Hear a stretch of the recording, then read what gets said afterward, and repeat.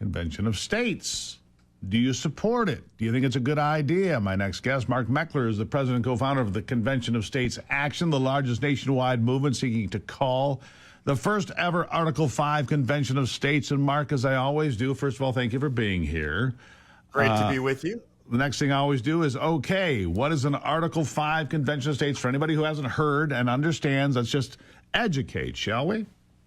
Yeah, so Article 5 of the Constitution contains the two ways that we can amend the Constitution. The first is when two-thirds of both houses of Congress want to propose an amendment, they can do so, and then that goes out to the states for ratification by 38 states, three-quarters of the states. The second way is when two-thirds of the states believe that we need something to rein in the federal government, they can propose gathering in a convention, what we call an Article 5 amending convention, to propose amendments, which again go out to the states for ratification by three-quarters of states. And so what we're doing is we're pursuing that second method because DC is definitely out of control. We need to rein them in. It would take 34 states to call a convention, and then anything that comes out of convention would again require ratification by three-quarters of the states. So, for example, when somebody comes along and says, listen, I don't want a Article 5 convention because they'll get rid of the Second Amendment. Of course, that wouldn't happen because you would never get three-quarters of the states to agree to such a thing. You wouldn't get rid of free speech. You wouldn't have a lot of changes. But what you might end up with is some fiscal restraint. You might end up with term limits, right? These are some things that could happen because I think term limits, although I've been standoffish with the idea most of my adult life, I'm warm to it some, and I think that maybe three-quarters of the states, 38 states, might say, you know what, term limits for members of Congress, the United States Senate, even the Supreme Court, might be a good idea, right? Yeah, I think you could definitely get term limits. 85% of the American public support that. That goes across party lines. And I think it's important that we say not just term limits for Congress, but staffers and bureaucrats. Now, what I would call the Fauci Amendment. We never want to see another Anthony Fauci in the federal government. So, and I think if you're going to limit the terms of Congress, you need to limit the staffers and bureaucrats so as not to empower them. And I agree, possibly term limits for the Supreme Court and federal judges. Also, you mentioned something like a balanced budget amendment, fiscal restraints on the federal government. And then finally, Stephen, I think this is the most important, probably fits your philosophy as well, which is scope and jurisdiction restraints on the federal government. In other words, telling them things like you can't have a Department of Education or Energy or Health and Human Services.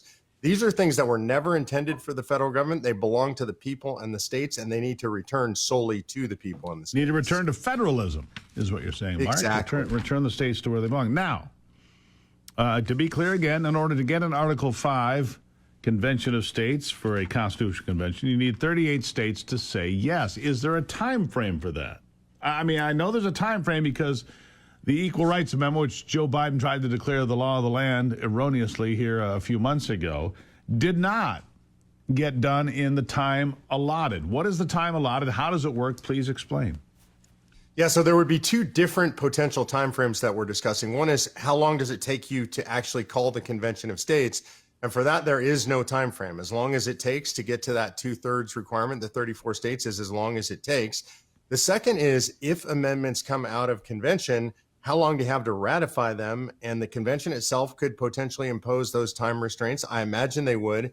The Equal Rights Amendment that you discussed had a 7-year time frame on it. It came out of Congress with that limitation, and they didn't make it within that time frame. So I think those are the two different time frames. One is to call convention, no time frame. And the second is what time frame is put on the ratification of the amendment process. Also important to note, Steve, in history, it's been 18 months roughly to ratify any amendment. Okay, so rule of thumb, 18 months, give or take. Now, you do have some allies inside the Beltway now. You have some allies inside this administration. Does that change the math? Yeah, I think it does. And obviously, we couldn't have planned this, but we have Vice President J.D. Vance as a supporter, the Secretary of Defense, Pete Hegseth, Secretary of Agriculture, Brooke Rollins, Caroline Leavitt is a supporter, Mike Huckabee is a supporter. So we have administration support all across sort of the highest levels of the administration.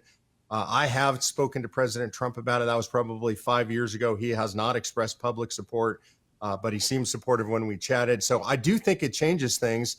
And I think right now we are pursuing President Trump's support. We actually have a petition online at conventionofstates.com/Trump, which is an open letter to Donald Trump.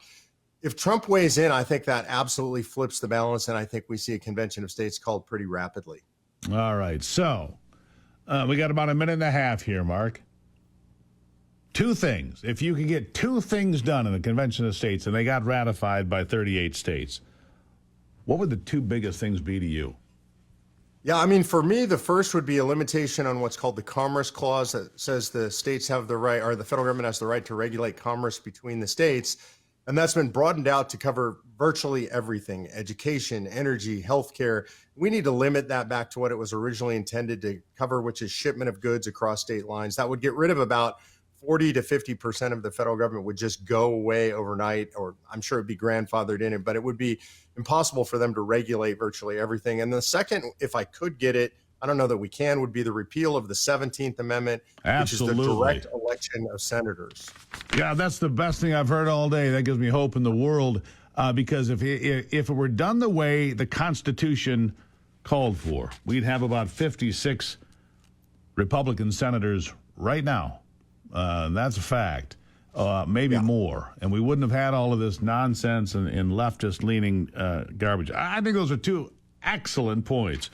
Repair the Commerce Clause, which, right, has been used as the shield to create all sorts of government that it was never intended. And the 17th Amendment, the worst amendment of the United States Constitution, 1913 is when that went through, for those of you keeping score at home. Mark Meckler.